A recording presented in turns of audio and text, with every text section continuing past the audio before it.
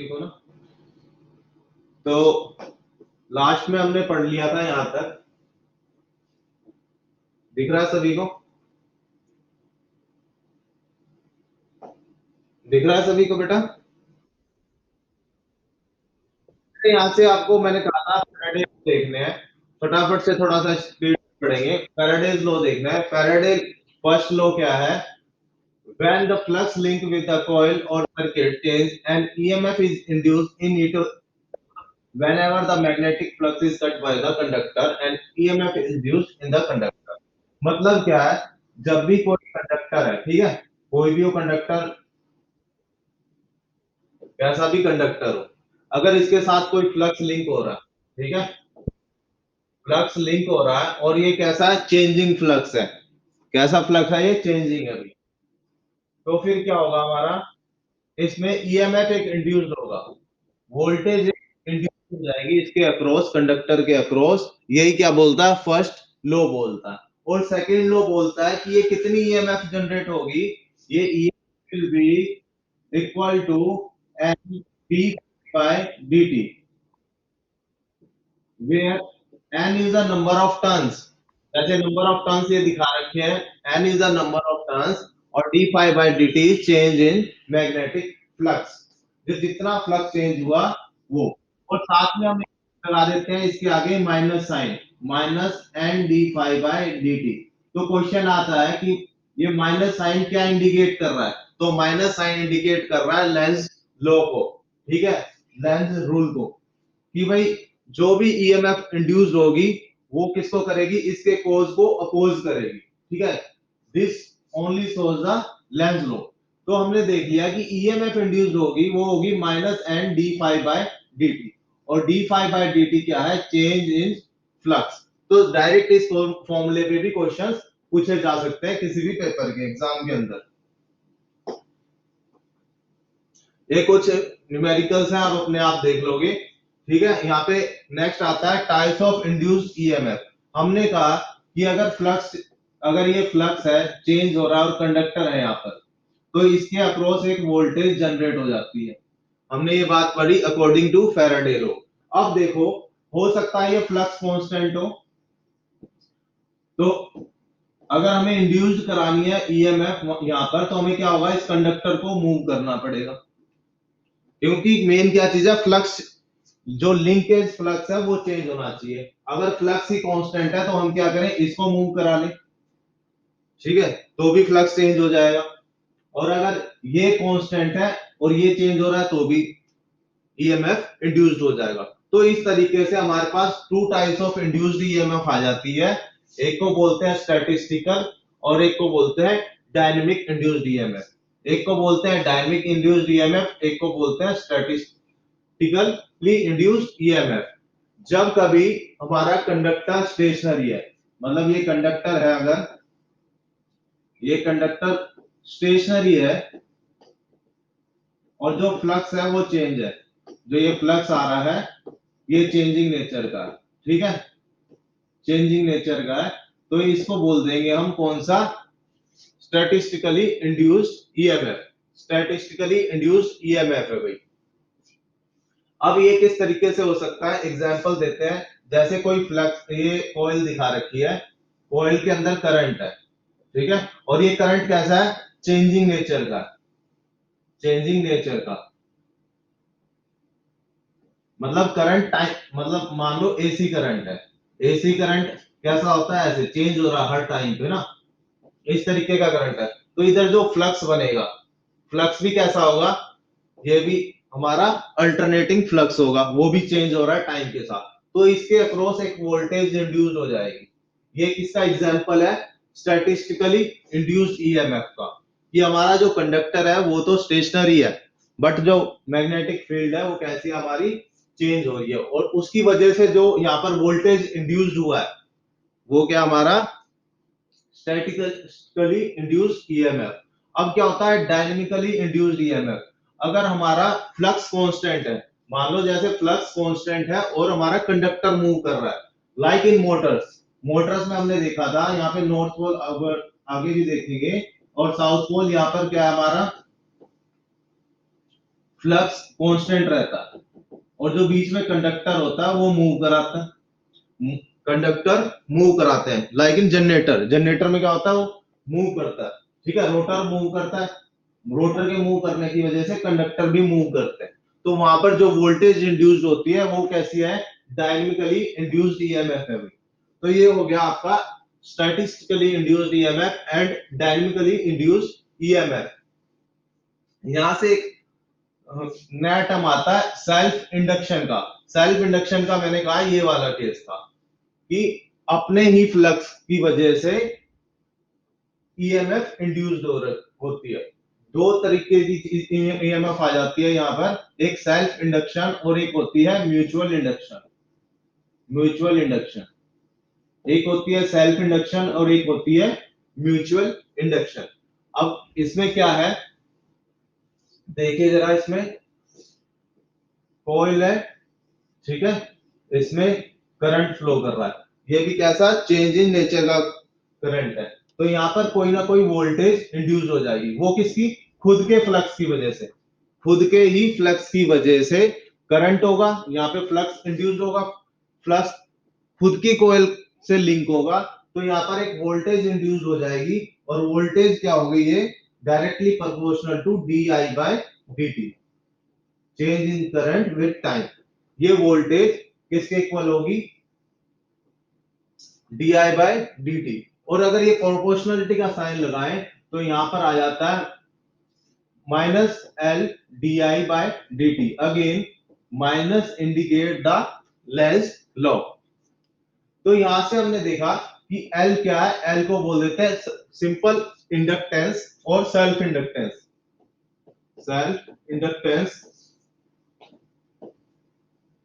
और coefficient of inductance.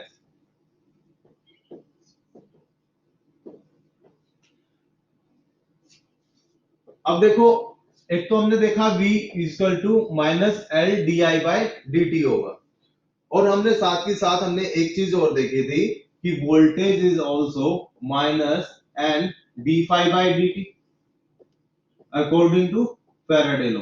दोनों ही वोल्टेज है तो हम दोनों को इक्वल टू रख सकते हैं, है ना, दोनों ही सेम केस में। तो क्या लिखेंगे, minus L d i by d t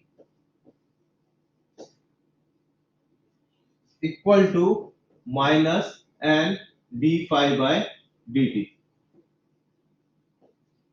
तो देखिए इसमें dt से dt कैंसिल हो जाएगा, माइनस से minus L d i by equal to N d five by d. तो इसको हम डायरेक्ट ऐसे लिख सकते हैं, l into i equal to N into five. अगर यहां से लिखे तो l आ जाएगा n फाइव बाय आई। तो ये फॉर्मूला बन गया इंडक्टेंस का n फाइव बाय आई। और ये n फाइव क्या हो गया, इसको बोल देते हैं हम, साई से रिप्रेजेंट करते हैं इस तरीके से, ये है फ्लक्स लिंकेज, इसको बोल देते हैं फ्लक्स लिंकेज,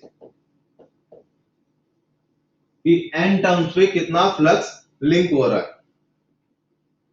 तो हम इसको कैसे लिख सकते हैं, L इज इक्वल टू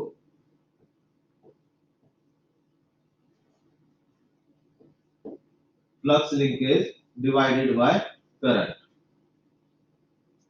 ये तो था केस सेल्फ इंडक्टेंस का। अब देखते हैं केस म्यूचुअल इंडक्टेंस का। म्यूचुअल इंडक्टेंस में देखते हैं क्या होता है, मान लो ये कोई कॉइल है, ठीक है, और यहां हमने वोल्टेज अप्लाई कर दिया V, जिसकी वजह से करंट है I, और ये कैसी है, अल्टरनेटिंग नेचर की है।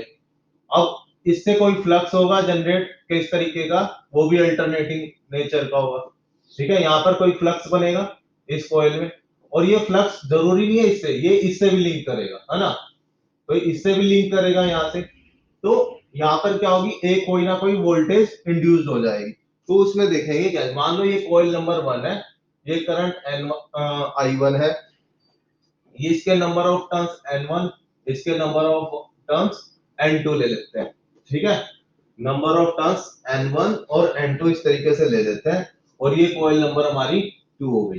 ये कॉइल नंबर 1 है और कॉइल नंबर 2 है। अब देखो इसमें जो ये वोल्टेज होगी V2, वोल्टेज V2 क्या होगी, directly proportional to change in current divided by dt। अब ये करंट कौन सा, 1 का, क्योंकि वोल्टेज किसकी वजह से हो रही है, इस वाली कॉइल की वजह से इसमें इंड्यूस्ड हो रही है, यहां पर इंड्यूस्ड हो रही है, ठीक है, और ये हम सप्लाई कर रहे हैं। तो ये जो वोल्टेज होगी वो डायरेक्टली प्रोपोर्शनल होगी किस पे, b i one by d t पर। तो जैसे पिछले केस में हम एल लिख देते थे प्रोपोर्शनलिटी का साइन लगाकर, तो यहां पर क्या लिखेंगे, M d I one by d t.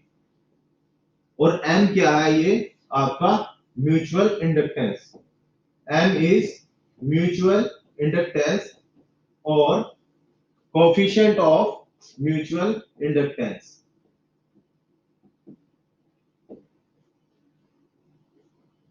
Again V2 अगर मान लो इसके जो लिंक है, तो इसको हम इस तरीके से रिप्रेजेंट कर देते हैं, 512 मींस क्या है, 512 is showing the flux in coil 2 due to coil in 1, then V2 is also minus N2 D 512 by dt।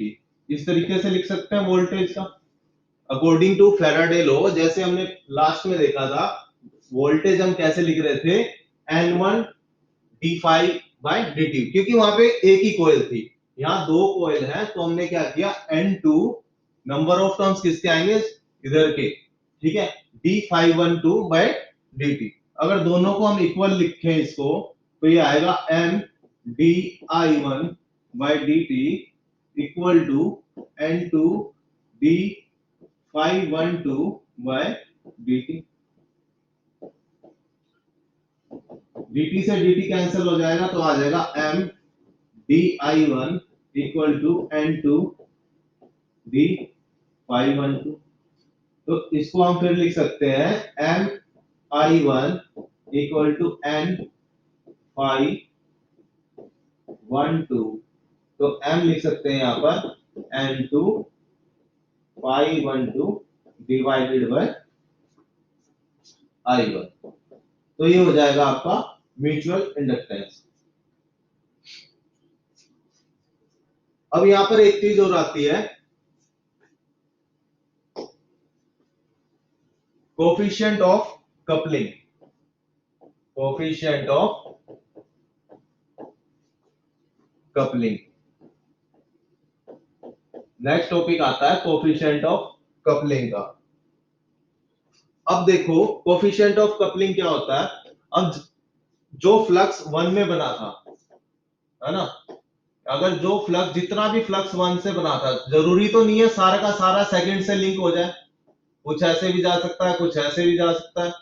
तो कितना फ्रैक्शन इसका जो सेकंड कॉइल के साथ लिंक हुआ, तो वही क्या आ गया, हमारा कोफिशिएंट ऑफ कपलिंग आ गया। तो हम क्या लिखेंगे, फ्रैक्शन ऑफ टोटल फ्लक्स। अगर कोफिशिएंट ऑफ कपलिंग की डेफिनेशन लिखूं, तो fraction of total flux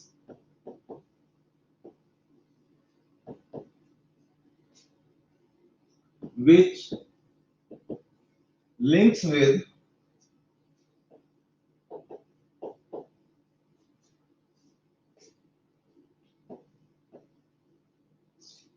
the other coil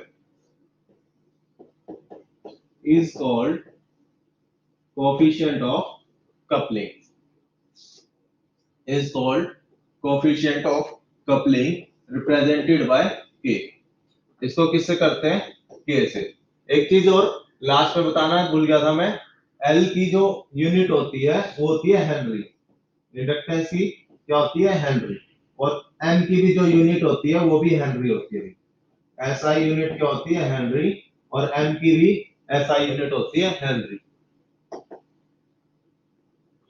तो कितना टोटल फ्लक्स का कितना फ्रैक्शन सेकंड कॉइल से कनेक्ट हो रहा है, उसको क्या बोल देंगे, कोफिशिएंट ऑफ कपलिंग। अब जैसे हमने निकाला m, m की वैल्यू आई थी n1 5 n2 sorry n2 5 1 2 divided by i1, अभी हमने देखा। ऐसे ही अगर हम 5 कोयल नंबर 1 के लिए निकाले, n की वैल्यू कोयल नंबर 1 के लिए निकाले तो क्या आएगी वो n1 5 2 1, ठीक है, डिवाइडेड बाय i2। मतलब क्या, अगर हम कोयल नंबर 2 के अंदर अगर सप्लाई दें, वही सप्लाई कोयल नंबर 2 के अंदर दें, तो 1 के अंदर जो म्यूचुअल इंडक्टेंस है का फॉर्मूला आएगा वो ही आएगा। और दोनों तो सेम है, चाहे उस वाली कोयल को दे दो फर्स्ट वाली कोयल को, चाहे सेकंड वाली कोयल में सप्लाई दे दो, तो दोनों से ये वैल्यूज आ जाएंगी और दोनों सेम आएंगे। समझ रहे हो बात? कि पहले हमने क्या किया था, एक कॉइल थी उसमें सप्लाई दी और दूसरे में देखा हमने कितना वोल्टेज बन गया, फिर हमने इसमें सप्लाई दी और इसमें देखा कितना बना, तो जो एम की वैल्यू आएगी वो तो सेम ही आएगी। वैल्यू दोनों में सेम आनी चाहिए। तो अगर सेम वैल्यू आती है तो हम इन दोनों को इक्वल पुट कर सकते हैं। तो यहाँ पे क्या आएगा, अगर दोनों को करें एम स्क्वेयर इक्वल टू, दोनों को मल्टीप्लाई करें n2 5 1 2 बाय i1, और साथ में ये वाला इंटू हो जाएगा n1 5 1 2 डिवाइडेड बाय i2, ये आ जाएगा। तो इसको अगर हम मल्टीप्लाई करें 5 1 5 2 से और 5 1 5 2 से मल्टीप्लाई और डिवाइड कर सकते हैं। तो अगर हम इनको थोड़ा सा रीअरेंज करें तो रीअरेंज करके हम देख सकते हैं, ये आ जाएगा n1 5 1 bye i1 n2 5 2 bye i2 5 1 2 bye 5 2 5 2 1 bye 5 1, तो ये आ जाएगा। तो अब देखो ये चीज हमने देखी थी लास्ट में, ये क्या थी हमारी L1 थी और ये चीज क्या हो जाएगी L2 हो जाएगी। तो यहां से लिख सकते हैं हम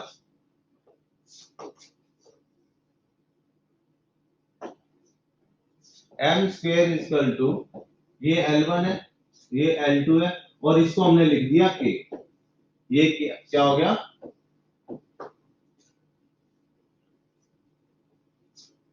ये और ये हमारा, इसको हमने लिख दिया कांस्टेंट वैल्यू है k और ये भी इक्वल टू आएगी k की, दोनों सेम आएगी, तो ये k स्क्वेयर हो जाएगा।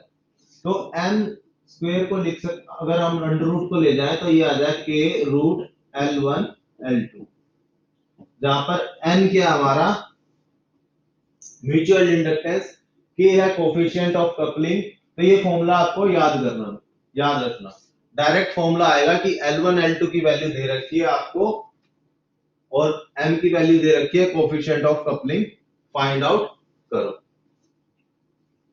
तो इस तरीके से आपने फाइंड आउट करनी है।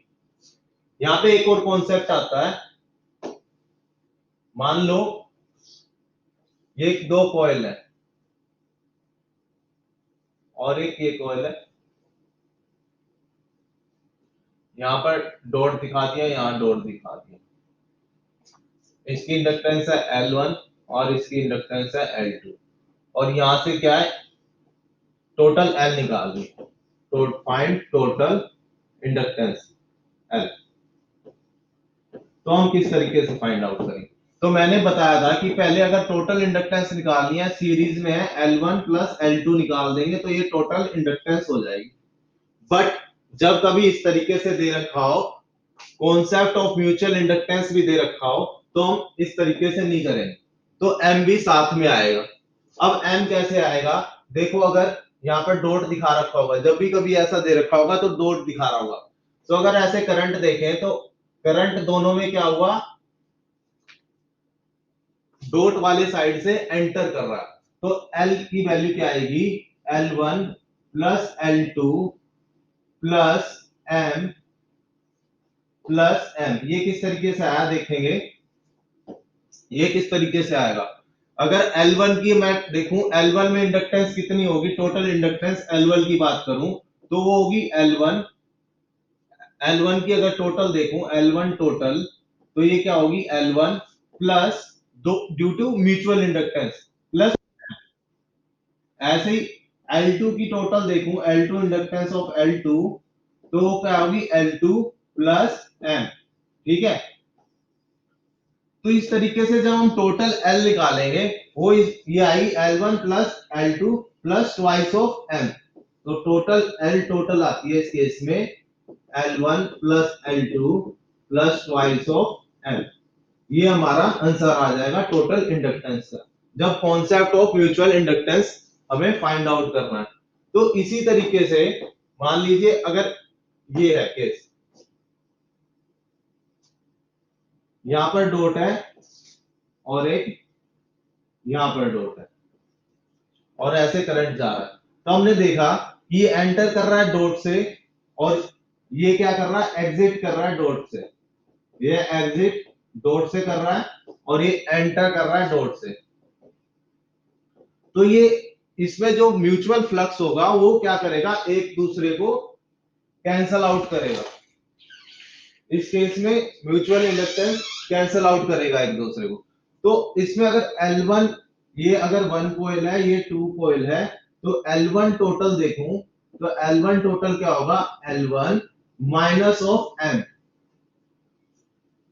ऐसे ही L2 की वैल्यू देखूं, L2 टोटल क्या होगा इसमें, L2 माइनस ऑफ M। इसलिए अगर इस केस के अंदर L टोटल निकालें, L टोटल क्या आएगा आपका, L1 minus M plus L2 minus M, then L1 plus L2 minus twice of M, this is L total. तो आपको ये कॉन्सेप्ट भी ध्यान रखना, ये कॉन्सेप्ट भी ध्यान रखना।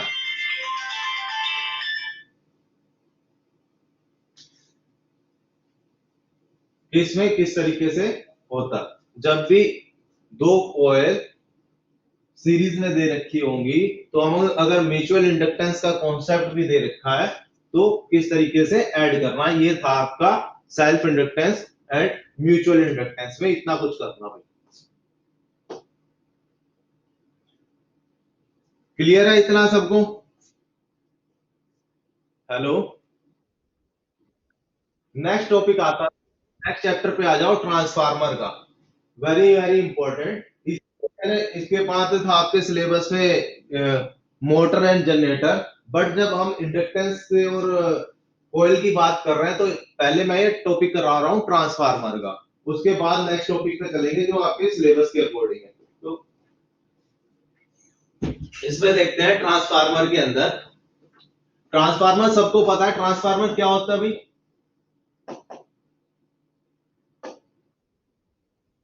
देखो कभी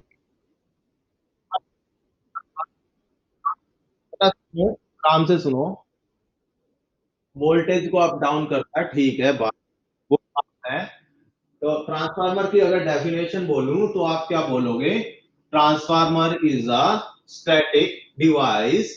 कैसा है ये, static device, it is a static device which transform electrical energy from one circuit to another without change in frequency। जरूरी नहीं है कि हमेशा हमें वोल्टेज चेंज करनी है, कई जगह पर हम चाहते हैं कि सिंपल दो सर्किट आइसोलेट हो जाएं, एक दूसरे से हट जाएं, तो उसमें क्या होता है, हमें वोल्टेज को अप डाउन नहीं करनी पड़ती, बट वहां पर भी हमें ट्रांसफार्मर का यूज करना पड़ता है। तो अगर आप सीधा बोलोगे कि it is a device which is use to step up and step down the transfer, that is definition is wrong, that is a application of transformer. वो एक एप्लीकेशन है, उसका हम यूज क्या करते हैं, ठीक है, वो हमारे ऊपर है, हम उसका क्या यूज ले रहे हैं उससे। तो क्या बोलेंगे, it is a static device which transfer energy from one circuit to another circuit, like we have seen in mutual inductance।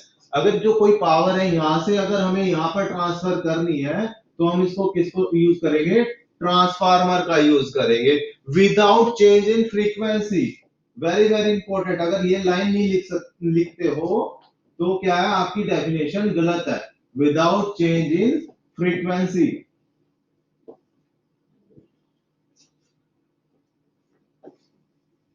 और नॉर्मली इसके बाद लिख सकते हैं, it is use for changing the voltage. We can use a transformer for step up and step down the voltage. अगर हमें voltage बढ़ानी है और घटानी है, मतलब यहाँ पर अगर V1 वोल्टेज है हम इसको V2 भी कर सकते हैं, बढ़ा भी सकते हैं और घटा भी सकते हैं, वो डिपेंड करेगा हमारे ट्रांसफार्मर का डिजाइन किस तरीके से है। यहाँ पे नंबर ऑफ टर्न्स कितने हैं, N1 कितने हैं, N2 कितने हैं, उस पर डिपेंड करेगा। और जरूरी, जब वोल्टेज बढ़ रही है यहां से, ठीक है, तो कोई ना कोई चीज डिक्रीज भी हो रही होगी। हमने कहा कि भाई पावर एक सर्किट से दूसरे सर्किट में ट्रांसफर हो रही है, ठीक है, पावर एक सर्किट से दूसरे सर्किट में ट्रांसफर हो रही है by the principle of mutual inductance, by the principle of mutual inductance. अभी म्यूचुअल इंडक्टेंस हम ताजा ताजा पढ़ के आए हैं। म्यूचुअल इंडक्टेंस में क्या होगा, इसकी इंडक्टेंस जो लिंक कर रही है इससे, तो यहाँ पर कुछ वोल्टेज इंड्यूस हो रही है। By the principle of mutual inductance a power is transferred.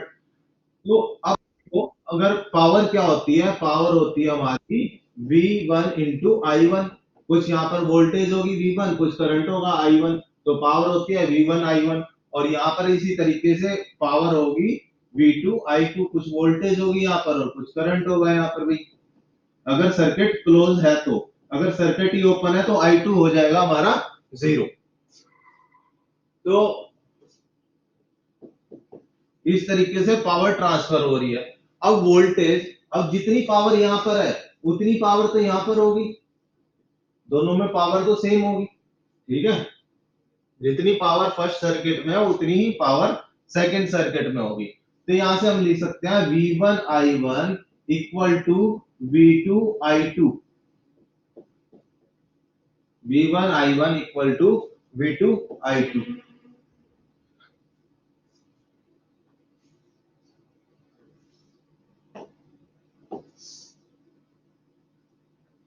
अब देखो वोल्टेज अगर बढ़ेगी तो करंट क्या हो जाएगा, कम हो जाएगा। अगर अगर यहां पर वोल्टेज V1 है और यहां पर वोल्टेज V2 है, यहां पे पहले आ जाओ step up and step down transfer. If V1 is less than V2 तो क्या होगा, V2 तो हमारी ज्यादा होगी, तो इसको क्या बोल देते हैं हम, step up transformer, step up transformer. देखो नाम ही बता रहा है ट्रांसफॉर्मर, ट्रांसफर क्या कर रहा है, ट्रांसफर पावर। तो स्टेप अप मतलब जो वोल्टेज है वो बढ़ गई है, तो वोल्टेज जो बढ़ गई है वो कैसी हो गई, स्टेप अप होगी। दूसरा होता है हमारा step down, step down transformer. Step down transformer क्या होता है हमारा, जिसमें वोल्टेज अगर डिक्रीज हो जाए, स्टेप अप ट्रांसफार्मर हो जाएगा V1 is less than, V1 is greater than V2, कि हमने वोल्टेज को डिक्रीज कर दिया है तो वो हो जाएगा स्टेप डाउन ट्रांसफार्मर। तो दो तरह के ट्रांसफार्मर हो गए, स्टेप डाउन और step up transformer, depending upon the supply और एप्लीकेशन। अगर हम उसको वोल्टेज बढ़ाने के लिए यूज कर रहे हैं या घटाने के लिए यूज कर रहे हैं, तो हमने उनको दो नाम दे दिए, स्टेप अप ट्रांसफार्मर और स्टेप डाउन ट्रांसफार्मर। तो यहाँ पे आपको प्रिंसिपल पता चल गया। प्रिंसिपल क्या है ट्रांसफार्मर का, it works on the principle of mutual inductance. आपको पता चल गया ट्रांसफार्मर में दो कोइल्स होती है, ठीक है, ट्रांसफार्मर में दो कोइल्स होती है, एक को बोलते हैं प्राइमरी कोयल, प्राइमरी कोयल या प्राइमरी साइड, इस कोयल को बोलते हैं प्राइमरी कोयल और इस साइड को बोल देते हैं प्राइमरी साइड। और दूसरा हो गया सेकेंडरी साइड और ये होगी सेकेंडरी कोयल, सेकेंडरी साइड और सेकेंडरी कोयल। अब देखो यहाँ पर N1 टर्न्स है, यहाँ पर N2 टर्न्स है, और बीच में हो जाता है ये सिंबल। तो ये क्या हो गया हमारा म्यूचुअल इंडक्टेंस। ये क्या दोनों लाइंस क्या आती है, क्वेश्चन आ जाता है ये पैरेलल लाइंस क्या रिप्रेजेंट कराती है, ये बताती है कि दोनों म्यूचुअली कनेक्ट है। ठीक है, फिजिकली कनेक्ट नहीं है बट म्यूचुअली कनेक्ट है फ्लक्स की हेल्प से। तो ये हो गया हमारा म्यूचुअल इंडक्टेंस का साइन। तो अगर किसी, ये क्या हो गया हमारा सिंबल हो गया भैया ना, ये सिंबल है किसका, ट्रांसफार्मर का सिंबल है, कहीं पे यूज किया है तो इसका मतलब ये ट्रांसफार्मर है। एक साइड प्राइमरी बता रही है, एक साइड सेकेंडरी बता रही है। अब देखो क्वेश्चन आता है कि अगर यहां से देखो इसमें दिख भी रहा है N1 N2 इज लेस है ना, N2 लेस है N1 से, N1 इज ग्रेटर है। तो ये क्या हुआ, अगर हम सप्लाई यहाँ पे दे रहे हैं, सप्लाई अगर यहाँ पे दे रहे हैं तो हमें जो वोल्टेज मिलेगी यहाँ पर वो कैसी होगी, कम होगी या ज्यादा होगी, तो ये कम होगी क्योंकि नंबर ऑफ टर्न्स कम है। यहाँ पर लिखो V1 by V2 is equal to N1 by N2। ये क्या हमारी ट्रांसफार्मर रेशो, ट्रांसफार्मर रेशो।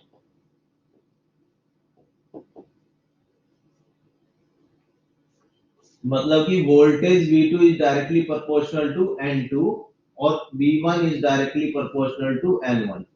भाई जितने ज्यादा नंबर ऑफ टर्न्स उतनी ज्यादा वोल्टेज।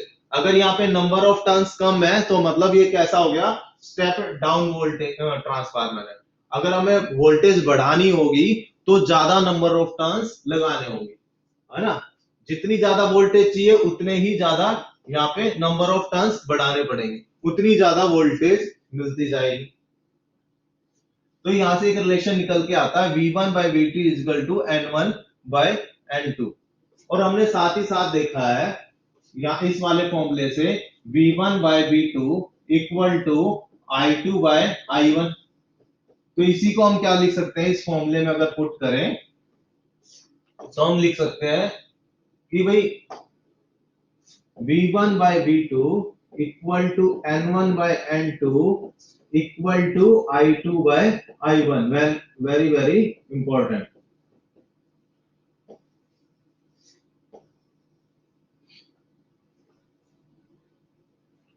ये आपको फॉर्मूला याद रखना है। तो हमें एक बात पता चल गई कि हम ट्रांसफार्मर को किस तरीके से यूज करते हैं, वोल्टेज बढ़ाने के वजह के लिए भी और वोल्टेज घटाने के लिए भी। यहाँ पे एक क्वेश्चन ये आ जाता है कि अगर एक स्टेप अप ट्रांसफार्मर है, स्टेप अप का मतलब क्या है, यहाँ पे नंबर ऑफ टर्न्स कम है और यहाँ पर नंबर ऑफ टर्न्स बहुत ज्यादा है, ये स्टेप अप ट्रांसफार्मर हो गया। और देखो यहाँ पर सप्लाई अगर मैं यहाँ पे दे दूं, ठीक है, तो ये क्या हो जाएगा, यहाँ पे वोल्टेज बढ़ा देगा, वोल्टेज इंक्रीज कर देगा। अगर मैं सप्लाई यहां पर दे दूं, अगर सप्लाई यहां पर दे दूं तो इस साइड क्या होगा, अगर यहां पर सप्लाई नहीं तो ये as a step down transformer काम करेगा। मतलब कि एक ट्रांसफार्मर स्टेप और स्टेप डाउन कैसे काम किस पे डिपेंड करता है, हमारे ऊपर डिपेंड करता है कि हम उसको सप्लाई किस तरीके से दे रहे हैं, हम उसकी कौन सी साइड पे सप्लाई दे रहे हैं। तो इसका मतलब क्या हुआ, प्राइमरी और सेकेंडरी फिक्स नहीं होती है, प्राइमरी एंड सेकेंडरी फिक्स नहीं होती है। जिसको हम सप्लाई देते हैं उसको हम प्राइमरी बोलते हैं। क्वेश्चन ये हो गया कि अगर मैंने यहाँ पे सप्लाई दे दी तो प्राइमरी ये ही रहेगी कि प्राइमरी ये रहेगी, तो प्राइमरी ये बन जाएगी। मतलब कि प्राइमरी एंड सेकेंडरी कब बोलते हैं, जब हम उसको सप्लाई दे देते हैं उसके बाद बोलते हैं। ये बुक्स में नहीं मिलेंगी ये बातें कि प्राइमरी और सेकेंडरी हम कब बोलते हैं, जब हम उसको सप्लाई दे देते हैं ट्रांसफार्मर को। जिस तरफ से सप्लाई दे रहे हैं उसको बोलते हैं प्राइमरी, और जहां से हम उसकी सप्लाई ले रहे हैं या लोड कनेक्ट है जैसे फैन वगैरह कुछ भी आगे हमारा कनेक्ट है उसको क्या बोल देते हैं हम, secondary side. Primary and secondary side वो डिपेंड करती है हमारे ऊपर कि हम सप्लाई किस पे दे रहे हैं। उससे पहले के क्या बोलते हैं, जब ट्रांसफार्मर बन रहा है तो उस वक्त क्या बोलते हैं, उन वाइंडिंग को कुछ तो बोलते होंगे बनाते वक्त, या कहीं लिखते हैं कि भाई इतने नंबर ऑफ टर्न्स इसमें देने, इतने नंबर ऑफ टर्न्स इधर ले। तो जब उसको डिजाइन करते हैं तो उस टाइम उसको प्राइमरी सेकेंडरी नाम से नहीं बुलाते, तो किस नाम से बुलाते हैं हम, हाई वोल्टेज और लो वोल्टेज वाइंडिंग के नाम से। किस नाम से बुलाते हैं बेटा, high voltage and low voltage winding. क्योंकि जो हाई वोल्टेज है वो तो हमें पता है नंबर ऑफ टर्न्स ज्यादा होंगे उसको हाई वोल्टेज बोल देंगे, जो नंबर ऑफ टर्न्स कम होंगे उसको लो वोल्टेज बोल देंगे। तो ये चीज तो फिक्स है जो कभी चेंज नहीं होनी। बट प्राइमरी एंड सेकेंडरी जो नाम है वो फिक्स नहीं होता, वो हमारे डिपेंड करता है हम सप्लाई पे दे रहे हैं। तो यहाँ पे एक इंपॉर्टेंट बात मुझे ये बता दें, ये क्लियर होगी ये बात सभी को? हेलो? ठीक। हाँ, ये पे नहीं मिलेंगी आपको बात कि प्राइमरी एंड सेकेंडरी हमारी हमारे ऊपर डिपेंड करती है, हम किसको प्राइमरी बनाना चाहते हैं किसको सेकेंडरी बनाना चाहते हैं। तो ये कुछ था, आप पढ़ लेना इसके बारे में, सारा कुछ बता दिया। अब देखो ये शो के लिए है कि इस तरीके से यहाँ पर अगर बात करूं, इसको कोर दिखा रखा है, ये कोर है, ठीक है, इसको कोर बोलते हैं जिसपे हमें वाइंडिंग को लपेटना है, जिसपे हमें वाइंडिंग को लपेटना है उसको क्या बोलते हैं, हम कोर बोल देते हैं। और यहाँ पे दिखा रखी है एक वाइंडिंग, प्राइमरी और सेकेंडरी वाइंडिंग, जहां पे सप्लाई देते हैं उसको क्या बोल देते हैं हम, प्राइमरी वाइंडिंग, और जहां पर लोड कनेक्ट कर देते हैं उसको क्या बोल देते हैं हम, सेकेंडरी वाइंडिंग बोल देते हैं। और जो ये चीज है जो, ठीक है, कोर है, कोर कैसी होती है, laminated core, laminated core. Lamination किसको बोलते हैं, लैमिनेशन किसको बोलते हैं बेटा, या थिन शीट्स, जो सी ये अगर इसको थोड़ा 3D में बनाए तो कुछ ऐसा सा बनेगा, है ना, ऐसा सा, इसे कैसे बनेगा, ऐसे, ऐसे, अब देख लेना कैसे बनेगा ये। तो इसमें जो ये स्ट्रिप्स यूज करते हैं ना, पतली पतली स्ट्रिप्स यूज कर रहे हैं, समझ पा रहे हो इसको, नेक्स्ट में समझ पाओगे। ये देखो जो ये कोर है इसमें स्ट्रिप्स यूज की होती है, ऐसे ऐसे, ऐसे नहीं है सिंपल ये एक बार यूज कर लिए, तो ये स्ट्रिप्स यूज करते हैं। तो नेक्स्ट क्वेश्चन यही बनता है कि जो ट्रांसफार्मर की जो कोर होती है उसको हम लेमिनेशन क्यों यूज करते हैं, डायरेक्ट एक आयरन का पीस भी यूज कर सकते थे, किसकी बनी होती है, आयरन की बनी होती है, भाई इसको हम डायरेक्ट भी यूज कर सकते थे आयरन का, हमें ये स्ट्रिप्स यूज क्यों की है, तो स्ट्रिप्स इसलिए यूज की है ताकि इसमें एडी करंट लॉसेस कम हो सके, to reduce eddy current loss we use laminations. अब देखो हमने देखा था पीछे, बेस्ड ऑन आवर सप्लाई दो तरह के हमने देखे थे, step up and step down. Next है based on core of construction, कि इसकी जो कोर है, ठीक है, जो ये कोर है वो किस तरीके की बनी हुई है, उसके बेस पे हम दो टाइप में मेनली डिवाइड करते हैं। तो एक को बोलते हैं कोर टाइप ट्रांसफार्मर, दूसरा होता है शेल टाइप ट्रांसफार्मर। तो कोर टाइप ट्रांसफार्मर में क्या होता है, इस तरीके से वाइंडिंग होती है। अब ये जो सामने ये चीज दिखा रखी है इस तरीके से, एक तरफ प्राइमरी दिखा दी है, एक तरफ सेकेंडरी दिखा दी है, लेकिन ऐसा नहीं होता भाई, ये सिर्फ समझने के पॉइंट ऑफ व्यू से बना रखी है। एक्चुअली में वाइंडिंग किस तरीके से की जाती है, इस तरीके से की जाती है, यहाँ पे दिखा रखा है, हाफ ऑफ वाइंडिंग इधर होती है एलबी की, उसके ऊपर एचवी की, ऐसी हाफ ऑफ एलबी इधर होती है, एचवी फिर ऊपर होती है। तो इस ऐसे क्यों करते हैं, नेक्स्ट क्वेश्चन यही आ जाता है कि भाई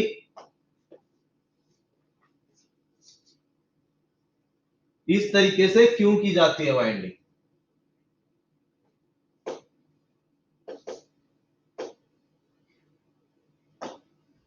कि लो वोल्टेज के ऊपर हाई वोल्टेज वाइंडिंग क्यों की जाती है, भाई अलग अलग कर लो, ऐसे है, ऐसे कोर है ना, तो हमने क्या किया, पहले ऐसे लो वोल्टेज वाइंडिंग कर ली,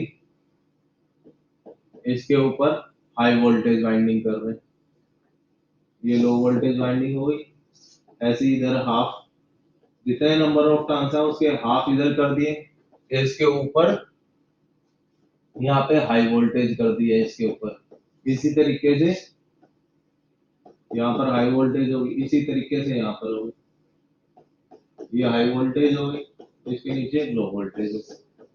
तो यही तो यहीं पे दिखा रखा है इसी तरीके से इस डायग्राम में। तो ऐसा क्यों करते हैं, ऐसा क्यों करते हैं, हमें क्या चाहिए, देखो एक बार करता है म्यूचुअल इंडक्टेंस में, हम चाहते हैं जितना भी फ्लक्स बने वो ज्यादा से ज्यादा लिंक करे सेकेंडरी के साथ, जितना भी फ्लक्स करे वो ज्यादा से ज्यादा लिंक करे सेकेंडरी के साथ। तो अगर हम एक इधर अप्लाई कर दें और दूसरी उधर करें तो बीच में कोर में फ्लक्स बनता है यहाँ पे, ठीक है, ये फ्लक्स इस तरीके से बनता है।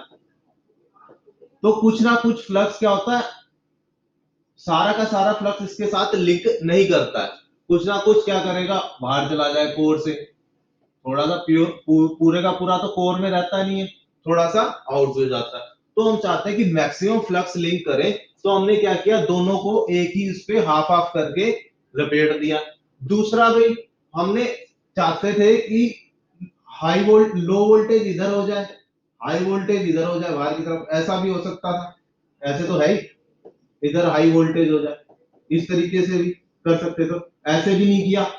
क्वेश्चन आता है कि low voltage winding is placed near to core, why why we place low voltage winding near to core, तो हम इसको क्यों रखते हैं, अब देखो यहाँ पे इसका रीजन क्या है कि जितनी ज्यादा वोल्टेज होगी, ठीक है, उतनी ही ज्यादा हमें इंसुलेशन रिक्वायरमेंट होगी,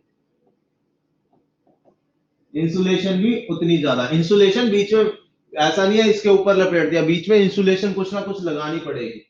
तो जितनी ज्यादा वोल्टेज होती है उतनी ज्यादा हमें इंसुलेशन की जरूरत पड़ती है।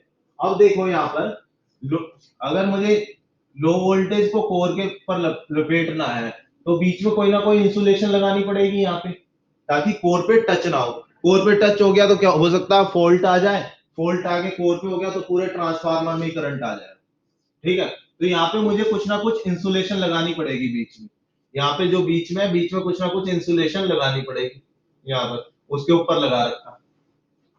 ऐसे ही फिर हम चाहते हैं कि लो वोल्टेज और हाई वोल्टेज इसके बीच में भी क्या हुआ, वो कुछ ना कुछ हमें इंसुलेशन यहाँ पे लगानी पड़ेगी।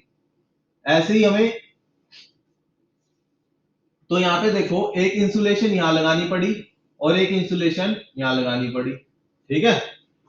अगर मान लो हाई वोल्टेज साइड इनसाइड होती, हाई वोल्टेज यहाँ होती, ठीक है, हाई वोल्टेज इधर, और इसके ऊपर हमें लो वोल्टेज लगाते इधर, लो वोल्टेज, और यहाँ पर हमारा कोर, इसको ध्यान से समझना थोड़ा, यहाँ पर हमारा, यहाँ पर हमारा कोर है, ठीक है, और यहाँ हाई वोल्टेज है, यहाँ लो वोल्टेज है। तो जो यहाँ पे हमें वाइट वो लगानी पड़ेगी इंसुलेशन, वो ज्यादा लगानी पड़ेगी, ठीक है, क्योंकि हाई वोल्टेज है, मैंने कहा जितनी हाई वोल्टेज उतना ज्यादा इंसुलेशन, तो यहाँ पे ज्यादा लगानी पड़ेगी, और यहाँ पे भी हाई वोल्टेज और लो वोल्टेज है तो यहाँ पे भी मुझे ज्यादा लगानी पड़ेगी, है ना, हाई वोल्टेज के साथ जहां पे भी हाई वोल्टेज ज्यादा आएगी तो इंसुलेशन ज्यादा लगानी पड़ेगी। अब इसमें देखो इंसुलेशन ज्यादा लगानी पड़ रही है, बाकी इस केस में, इससे जो पहला केस था, इस केस में हमें इंसुलेशन यहाँ तो थोड़ी लगानी पड़ी थी और यहाँ ज्यादा लगानी पड़ी थी, तो हमारा इंसुलेशन की क्या होगी, बचत ज्यादा हो गई है भाई, इंसुलेशन की बचत ज्यादा हो गई, ठीक। तो इसीलिए हम क्या करते हैं, low voltage winding is placed near to core to prevent हमारी इंसुलेशन।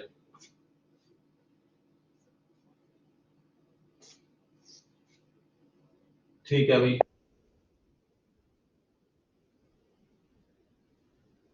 क्या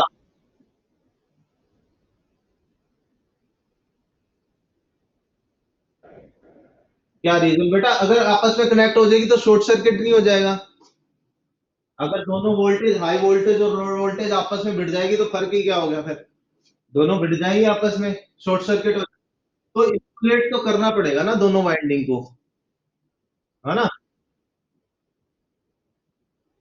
हाँ, इसीलिए, और किस तरीके से किया जाता है, माइका पेपर वगैरह लगाते हैं, इसमें हम देखेंगे, क्लोथ क्लोथ पेपर माइका ये वगैरह बीच में इंसुलेट करते हैं एक दूसरे को, ताकि एक दूसरे को टच ना करे, अगर एक दूसरे को टच कर दिया तो फिर तो शॉर्ट सर्किट हो जाए, और ये इजी होता है थोड़ा सा, लो वोल्टेज वाइंडिंग को इधर को लगाया और हाई वोल्टेज को यहाँ पे लगाया तो बड़ा इजी रहता है।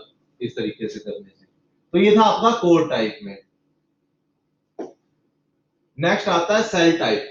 सेल टाइप के अंदर इस तरीके से होती है कोर, ठीक है। अब उसमें भी देखो लास्ट में, अब हम ये बाइंडिंग पहले ही बना ली जाती है ना, पहले ही बाइंडिंग बना ली जाती है ये, मतलब कि ऐसे लो वोल्टेज बाइंडिंग हो गई, पहले क्या किया हमने, लो वोल्टेज बाइंडिंग बना ली ऐसे, ठीक है। फिर हमने उसके ऊपर हाई वोल्टेज बाइंडिंग बना ली, इस तरीके से लपेट ली, पहले ही बना लेते हैं इसको। फिर इसको क्या करते हैं हम, जो लैमिनेशन होती है इस तरीके की लैमिनेशन, वो आपस में पत्तियां होती है, सबको जोड़ लेती है। अब क्या करते हैं, इसको उठाते हैं, इसको उठाया, कैसे उठाएंगे, इसमें है उठाने का ऑप्शन, उठाने का ऑप्शन नहीं है, इसको उठा के इसके ऊपर डाल देते हैं, ठीक है। इसको उठा के इसके ऊपर डाल देते हैं, ठीक है। ऐसे ही एक लैमिनेशन को उठाया, इधर डाल दिया दूसरी वाली को, फिर ऊपर से स्ट्रिप होती है आई टाइप की, उसको ऐसे ऊपर से लगा देते हैं, तो बन गई कोर।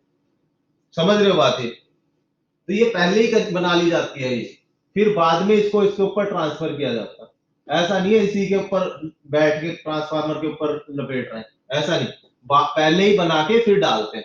तो इसमें जो यूज होता है, इसमें लैमिनेशन का किस तरीके का होता है, एक यू टाइप की एंड आई टाइप। अगर मुझे इस तरीके से लगाना है तो मुझे कैसी चाहिएगी, एक तो यू टाइप की चाहिए लैमिनेशन, और एक आई टाइप की चाहिए। तो पहले इसमें लगा दो, कोयल बना लो, कोयल बना के डाल दो आराम से, उसके बाद ऊपर से बंद कर दो इस तरीके से। तो यूं होता है ये काम। नेक्स्ट होता है सेल टाइप में। सेल टाइप में दो तरह की लैमिनेशन यूज होते हैं, ई टाइप एंड आई टाइप। ऐसे ई टाइप और आई टाइप। तो इसी में क्या होता है, इसमें सिर्फ एक ही के ऊपर यूज करते हैं। शेल टाइप में क्या होता है, एक ही उसके ऊपर high voltage and low voltage को यूज करते हैं। जहां पे दिखा रखा प्राइमरी और सेकेंडरी, पहले ये डाल देते हैं, फिर ऊपर से इसको बंद कर देंगे। ये दिखा रखी है आपकी लैमिनेशन यूज कर रखी है, दिख रही है लैमिनेशन यूज कर रखी है। तो जो ये टाइप की कंस्ट्रक्शन है, जो पावर ट्रांसफार्मर होते हैं, पावर ट्रांसफार्मर, ठीक है, जो बड़े बड़े ट्रांसफार्मर होते हैं जो आपने देखे हैं सब स्टेशन में, वहां इस टाइप की कोर यूज करते हैं। बट जो छोटे होते हैं वहां पे कैसे होते हैं, जो हमने पीछे देखे थे कोर टाइप के, वो यूज करते हैं, है ना। तो आपने देखा ट्रांसफार्मर, सबने देखा हुआ इस तरीके का ट्रांसफार्मर दिखता, देखा सबने। हम पढ़ रहे हैं कंस्ट्रक्शन ऑफ ट्रांसफार्मर, किस तरीके से कंस्ट्रक्शन होती है। तो हमने देखा कंस्ट्रक्शन में कोर किस तरीके से होती है भाई, डिपेंड करता है कोर टाइप ट्रांसफार्मर है कि शेल टाइप ट्रांसफार्मर है। कोर टाइप है तो भाई इस तरीके की होगी, यू और आई की तरीके की, और शेल टाइप है तो इस तरीके की होगी। कोर टाइप में हमारे पास दो जगह वाइंडिंग होती है, शेल टाइप में हमारे एक ही लिंब पे, इनको क्या बोलते हैं, लिंब, एक ही लिंब पे वाइंडिंग की जाती है, ठीक है। अब देखते हैं हम ट्रांसफार्मर में और को क्या क्या चीज होती है। ट्रांसफार्मर दिखा रखा आपको, ट्रांसफार्मर में टैंक बना होता है इस तरीके से मेन, ठीक है, टैंक के ऊपर कवर है, और यहाँ पे ड्रेन ऑफ है। ड्रेन ऑफ का क्या काम है हमारा, इसके अंदर ऑयल भरा होता है, जो ये टैंक है, ये सारे का सारा सिस्टम किस में रख देते हैं, एक टैंक में उठा के रख देते हैं भाई। जो ये वाइंडिंग थी हमारी, ये सारी की सारी, जैसे कि ये वाइंडिंग हमने देखी थी, इसको हमने टैंक में उठा के रख दिया। यहाँ वाइंडिंग थी कुछ ऐसे दोनों तरफ, इसको हमने टैंक में बंद कर देते हैं। और टैंक इसको भी क्या करते हैं, ऐसे ऊपर रहती है, ऐसे नहीं उसी के नीचे लगा दी थी। टैंक के अंदर भरा होता है ऑयल, है ना।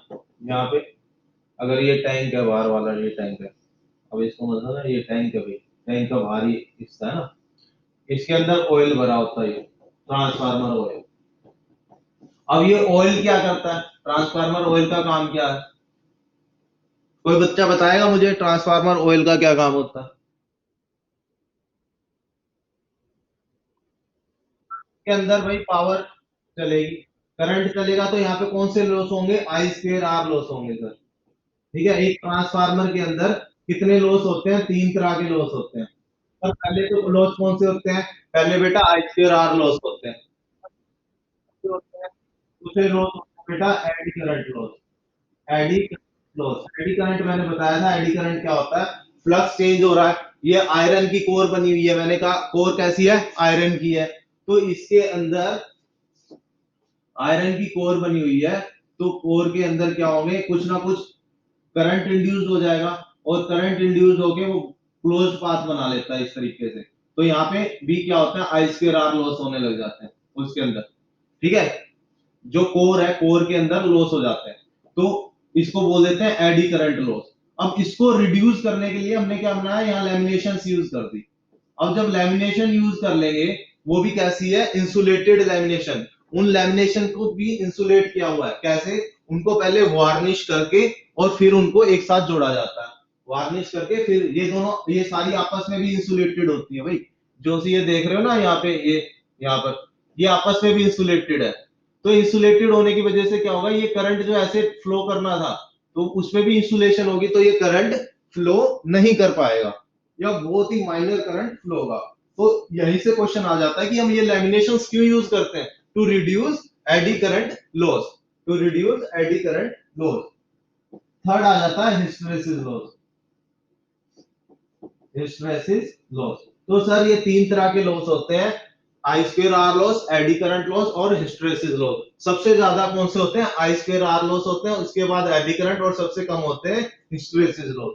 तो जो इसकी वजह, इन सारों की वजह से क्या होती है, हमारी हीट होता है भाई, अंदर क्या होगी, हीट जनरेट होगी। अब हीट जनरेट होगी तो इसको, हीट को क्या करना, हमें किसी तरीके से कम करना। तो कम करने के लिए यहाँ पे क्या होगा, ऑयल होगा, है ना। यहाँ पे हमने ऑयल कर दिया, इनके हीट होने से हमारा ऑयल भी क्या होगा, हीटअप हो जाएगा। अब बेटा ऑयल हीट हो जाएगा तो ऑयल को ठंडा भी करना। तो ऑयल कैसा होना चाहिए हमारा, पहली बात तो इंसुलेटिंग टाइप का होना चाहिए, ऐसा ना हो ये भी क्या हो, कंडक्टिंग हो और सबको शॉर्ट सर्किट कर दे। तो ये ऑयल कैसा होता है हमारा, इंसुलेटिंग टाइप का होता है। सेकंड क्या होती है, इसमें thermal conductivity, thermal conductivity high होती है। थर्मल कंडक्टिविटी मतलब एक जगह से हीट जितनी ज्यादा जल्दी लेगा, उतनी ही जल्दी उसको डिसिपेट भी करेगा। ठीक है, हीट कंडक्टिविटी, थर्मल कंडक्टिविटी इसकी हाई होती है, जितनी जल्दी हीट लेगा उतनी जल्दी हीट किसी को दे देगा। तो यहां से जो भी हीट लेगा, इसको बाहर भी जल्दी कर देगा भाई। ठीक है, तो हम पढ़ रहे थे कंस्ट्रक्शन में ऑयल, इसको बोलते हैं ट्रांसफार्मर ऑयल रहेगा इसके अंदर। ठीक, इस टैंक के अंदर ट्रांसफार्मर ऑयल भी रहेगा। अब ये हीट कैसे करेगा भाई बात, तो यहाँ पे देखो, यहाँ पे दिखा रखे हैं कूलिंग ट्यूब्स, है ना, यहाँ पे। अब देखो, एक चाय लेते हो आप, चाय को एक कप में डाल लो, एक प्लेट में डाल लो, कौन सी ज्यादा जल्दी ठंडी होगी बेटा, है बेटा, है ना। इसी तरीके से यहाँ पे देखो, ये कूलिंग ट्यूब्स बनी हुई है, और वो भी पतली पतली ऐसे ट्यूब्स बनी हुई है, और इनमें बीच में गैप है, बहुत सारी ट्यूब्स बनी हुई है। तो हमने क्या किया, हमें पता है जितना सरफेस एरिया ज्यादा होगा उतनी जल्दी ठंडी हो जाएगी, तो ये सरफेस एरिया बढ़ा रखा है। ठीक है, वो ठंडी, चाय जल्दी ठंडी क्यों हो जाती है, क्योंकि सरफेस एरिया ज्यादा होता है, प्लेट का सरफेस एरिया ज्यादा है, तो जितना ज्यादा सरफेस एरिया होगा उतनी जल्दी ठंडी होगी। तो हमने ये क्या किया है, यहाँ पर ठंडी करने के लिए कूलिंग ट्यूब्स बना दी है। ठीक है, इनको फिन्स बोलते हैं भाई, फिन्स, फिन्स बोलते हैं। ये फिन्स बना दी है, तो ये क्या हुआ, जल्दी ही ठंडा हो जाएगा। अब जो बड़े बड़े ट्रांसफार्मर है, वहां पे भी ठंडा नहीं हो पाता, तो क्या करते हैं, इसके नीचे फैन लगा देते हैं भाई, है ना, या फिर यहाँ पे फैन लगा देंगे। अगर यहाँ पे फैन लगा दिए तो हवा चलेगी तो जल्दी ठंडे होंगे, है ना। तो हम यहाँ पे फैन भी लगा देते हैं, जो पावर ट्रांसफार्मर होते हैं, बड़े ट्रांसफार्मर होते हैं, तो ज्यादा ठंडा होता, जल्दी ठंडा हो जाएगा। तो जैसे ही ऑयल गर्म होता है, ऑयल गर्म होके क्या करता है, एक्सपैंड करेगा। कोई चीज गर्म करते तो एक्सपैंड होती है, जैसे उबाल आता है पानी के अंदर, दूध के अंदर जब करते हो, उबालते हैं तो उबाल आता है ना, जिस तरीके से, उसी तरीके से इसमें भी उबाल आता है। तो जिस तरीके, जैसे तेल गर्म होगा और उसमें उबाल आएगा, तो इसके अंदर सर्कुलेट करता है वो, ये ऐसे नहीं है स्टेशनरी रहता है, वो ऑयल इसमें घूमता रहता है, घूमता रहेगा तो जल्दी ठंडा होगा भी। अब देखो ये उठा के हमने रख दी थी यहां से, नेक्स्ट पेज पे चलते हैं। ऐसे टैंक था हमारे पास, आ गया, ऐसे टैंक था। टैंक के अंदर हमने क्या की, टैंक के अंदर हमने भाई ये कोर रख दी इस तरीके से, इसके अंदर वाइंडिंग है ना, ऐसे वाइंडिंग है। और वाइंडिंग के कनेक्शन भी होंगे, ये कनेक्शन अंदर से बाहर लेके आएंगे, है ना, बाहर ही तो करेंगे कनेक्शन इसको। तो ये कनेक्शन जो बाहर करते हैं, बाहर लेके आने, तो इसको क्या बोलते हैं, बुशिंग बोलते हैं इसको, बुशिंग। इसमें भी क्या लगा होता है, इंसुलेटर लगा होता है यहाँ पे। अब देखेंगे यहाँ पे, देखो ये है बुशिश, ये दिख रहे हैं तीन, तीन कंडक्टर दिख, इसको क्या बोलते हैं, बूस्टिंग बोलते हैं बेटा। ऐसे ही तीन इस साइड में होंगे, ये थ्री फेज ट्रांसफार्मर है, ऐसे ही दूसरी तरफ में भी होंगे तीन। अब मैंने कहा हाई वोल्टेज में ज्यादा इंसुलेशन, कम वोल्टेज में कम इंसुलेशन। अब देख के कैसे बचाओगे कि भाई कौन सी साइड में प्राइमरी लगानी है, कौन सी वोल्टेज है, कौन सी सेकेंडरी है, अंदर बैठ के तुम वो तो गिनोगे नहीं, है ना, नंबर ऑफ टर्न्स। तो यहाँ पे जिस तरफ ज्यादा इंसुलेटर लगे होंगे, यहाँ पे एक तरफ बड़ी बड़ी होंगी, एक तरफ ये छोटी छोटी होंगी। तो जहां पे छोटी है वो लो वोल्टेज की है, जिस तरफ बड़ी बड़ी बुशिंग है वो कौन सी है, हाई वोल्टेज की साइड है। समझ गए बात, यस और नो, समझ। तो बेटा क्या होगा, हमारी बुशिंग होगी, ठीक। ये लैमिनेटेड कोर पढ़ लेना, ये कोर्स होती है लैमिनेटेड होती है। वाइंडिंग मैंने आपको बता ही दिया। इंसुलेटिंग मटेरियल देखो आपस में भी इंसुलेट कर रखा है, यहाँ पे कार्डबोर्ड लगा रखे हैं यहाँ पे, है ना, कार्डबोर्ड लगा के इंसुलेट कर रखा है एक से। ये थ्री फेज ट्रांसफार्मर दे रखा है, तो तीन कनेक्शन आ रखे हैं, तीन यहां से आएंगे, तीन आउटपुट के आएंगे, छह आएंगे बाहर। ठीक है, अब आता है oil conservator breather explosive event, ये क्या होता है। अब सर हमने देख लिया यहाँ पे, देखो इसके बारे में तो बताया नहीं ये चीज क्या है। अब ऑयल, अब ऐसा तो नहीं है ऑयल भाई थोड़ा कम भी होगा, जलेगा भी, है ना, एक्सपैंड होगा और कंप्रेस भी होगा, कभी कम चाहिए ऑयल, कभी ज्यादा चाहिए। तो वहां पे हमें क्या जरूरत पड़ती है, ऑयल कंजर्वेटर की। तो जैसे ही आपने ऊपर देखा किसी ट्रांसफार्मर के ऊपर ऐसे बना होता है गोल सा, है ना, इस तरीके की गोल सी टंकी बनी होती है ट्रांसफार्मर के, ठीक, ये के ऊपर इस तरीके से बनी होती है। तो ये इसको क्या बोलते हैं, कंजर्वेटर, इसको बोलते हैं, यहाँ पे दिखा रखा है कंजर्वेटर बोलते हैं। इसमें ऑयल भरा होता है कि जैसे ही भाई एक्सपैंड हो, गर्म होगा, तो ये ऊपर भी चला जाएगा, नीचे भी आ जाएगा। अगर इसको जरूरत पड़ गई, ऑयल कम हो गया किसी वजह से, ठीक है, तो ये यहां से ऑयल ले लेगा, ठीक है। और एक्सपैंड हो गया तो ये बाहर भी चला जाएगा भाई, यहाँ पे अगर ज्यादा एक्सपैंड हो रहा है, बढ़ जा रहा है, एक्सपैंड हो गया, उसका वॉल्यूम इंक्रीज हो जा रहा है, तो ये ऊपर आ जाएगा ऑयल, ठीक है। अब ऑयल ऊपर आएगा तो एयर है जो सी है ये तो बाहर जाएगी, है ना, समझ रहे हो बात। अगर यहां पर, सॉरी, अगर ऑयल एक्सपेंड होगा, ये ऊपर जाएगा, तो एयर है वो बाहर जाएगी, ठीक है। तो ऑयल, एयर बाहर जाएगी तो ऐसे, और जब अगर ये कंप्रेस होगा, ठंडा होगा, तो ये नीचे आएगा ऑयल, और ये नीचे आएगा तो एयर अंदर भी आएगी। अब देखो, तो इस पाइप को बोलते हैं ब्रीदर, कंजर्वेटर तो इस टैंक को बोलते हैं, और इस पाइप को बोलते हैं हम ब्रीदर। ब्रीदर मतलब सांस लेना। तो हमारा ट्रांसफार्मर भी कैसा ले, क्या होता है भाई, सांस लेता। ये बात क्लियर होगी। जैसे जैसे ऑयल गर्म और ठंडा होगा तो ट्रांसफार्मर सांस लेगा। अब देखो, ये जो एयर होती है ना, ये कैसी एयर होनी चाहिए, फ्री फ्रॉम वाटर मॉलिक्यूल्स, ठीक है। क्योंकि जो नॉर्मल एयर है इसमें क्या होता है, वाटर होता है भाई, सबको पता है, होता है ना वाटर, पता है सभी को, मॉइस्चर होता है, मॉइस्चर बोलते हैं। तो जो ये एयर होती है ना, ये ड्राई एयर होनी चाहिए, ड्राई एयर होनी चाहिए, इसमें मॉइस्चर क्वांटिटी हमें कम करनी है। तो यहां से क्या होता है, यहाँ पे हमारा होता है सिलिका जेल। सिलिका जेल ये क्या करता है, जब ये ऑयल ठंडा होता है, एयर अंदर आएगी, एयर यहां से आएगी अंदर, तो यहां से आएगी तो फिर इसमें मॉइस्चर भी होगा, तो मॉइस्चर को एब्जॉर्ब कर लेता है कौन, सिलिका जेल। तो यहाँ पे सिलिका जेल होता है, ये इसको क्या करता है, ऑयल को, एयर को के मॉइस्चर को एब्जॉर्ब कर लेगा, और जो यहाँ से जो आएगी वो एयर आएगी ड्राई। तो इस तरीके से अगर यहाँ पे आ गया, अगर एयर वाटर मॉलिक्यूल्स आ गए यहाँ पे, तो क्या होगा भाई, ये पानी तो अंदर चला जाएगा, और अंदर चला गया तो भाई हमने कहा था ऑयल कैसा होना चाहिए, नॉन कंडक्टिंग टाइप का होना चाहिए, अगर वो कंडक्टिंग हो गया तो शॉर्ट सर्किट हो जाएगा ना। तो इस तरीके से हमें यहाँ पे सिलिका जेल लगा के रखना चाहिए। समझ गए बात, समझ गए, मजा आ रहा है पढ़ने में। चलो देखो इसकी ओर देखते हैं।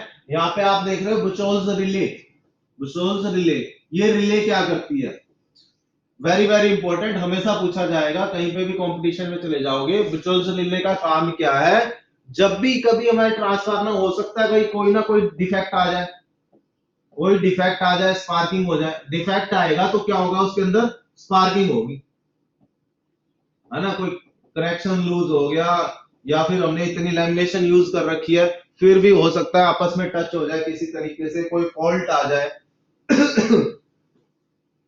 तो वहां पर क्या होगा, स्पार्क प्रोड्यूस होगा। स्पार्क प्रोड्यूस होने से वहां पे क्या बनेगी, गैस बनेगी कोई ना कोई।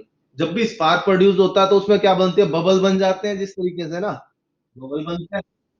तो ये बुचोल से रिले क्या करती है, यहाँ से तो भाई साइंस तो ले ही रहा है, तो वो गैस क्या करेगी, ऊपर की तरफ जाएगी, जो भी गैस की यहाँ पे, अगर कोई कोई अगर यहाँ पर फॉल्ट आता है, फॉल्ट के केस में जैसे ही यहाँ पे गैस बनी तो गैस तो यहाँ जाएगी, और जैसे ही गैस इसमें से पास होगी, इस रिले में से, ये डिटेक्ट कर लेगा कि भाई कोई ना कोई गड़बड़ है, ट्रांसफार्मर के अंदर गैस बन रही है, और ये क्या करेगा, इंडिकेट कर देगा कि हमारा ट्रांसफार्मर खराब हो गया भाई, कुछ ना कुछ उसमें गड़बड़ चल रही है, चेक करो। तो क्या करती है, हमें फॉल्ट को आइडेंटिफाई करती है, ठीक है।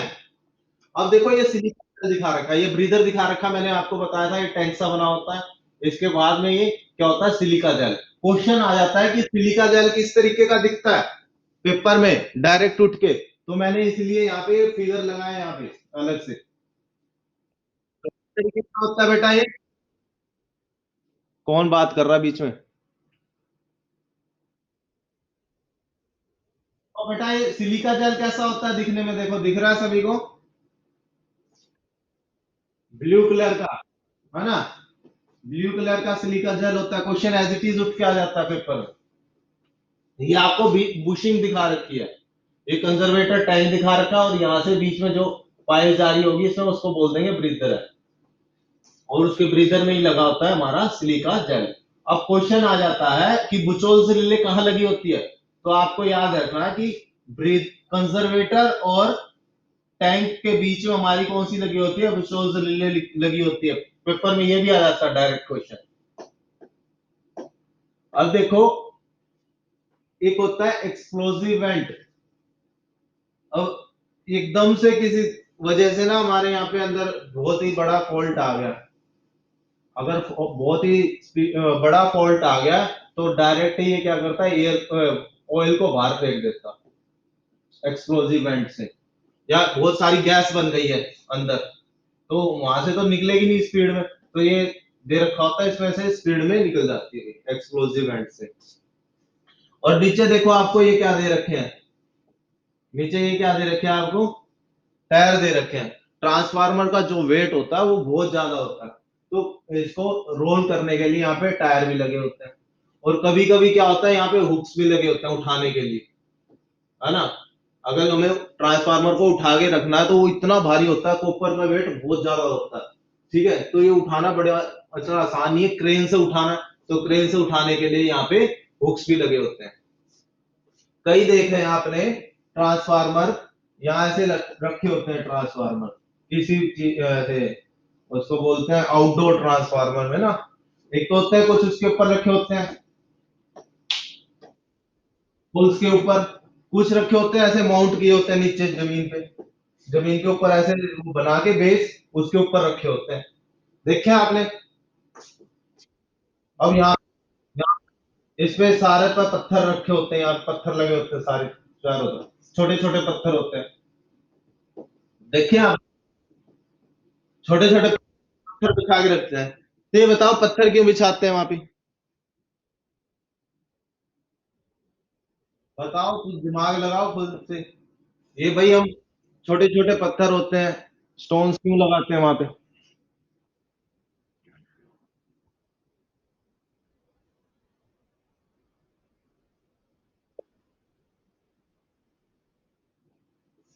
नहीं बेटा, देखो अगर यहाँ पे पत्थर नहीं होंगे तो यहाँ पे घासें उग जाएंगी बड़ी बड़ी, और वो टच कर जाएंगी ट्रांसफार्मर को, है ना।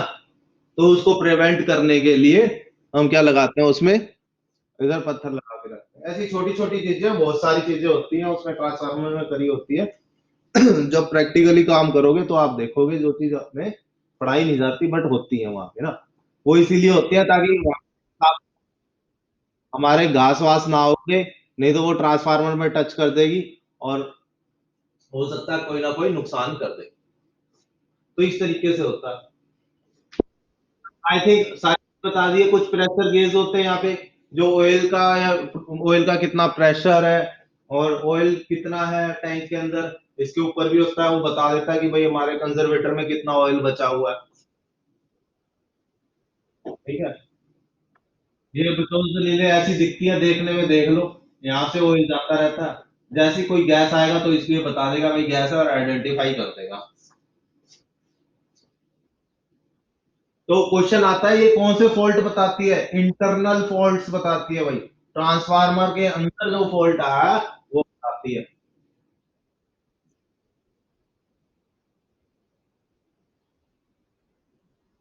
ये कुछ डायग्राम है, आप देख लेना इसका। ठीक है, ये लैमिनेटेड कोर दिखा रखी है। तो ये था बेटा कंस्ट्रक्शन के बारे में आपका। हाँ,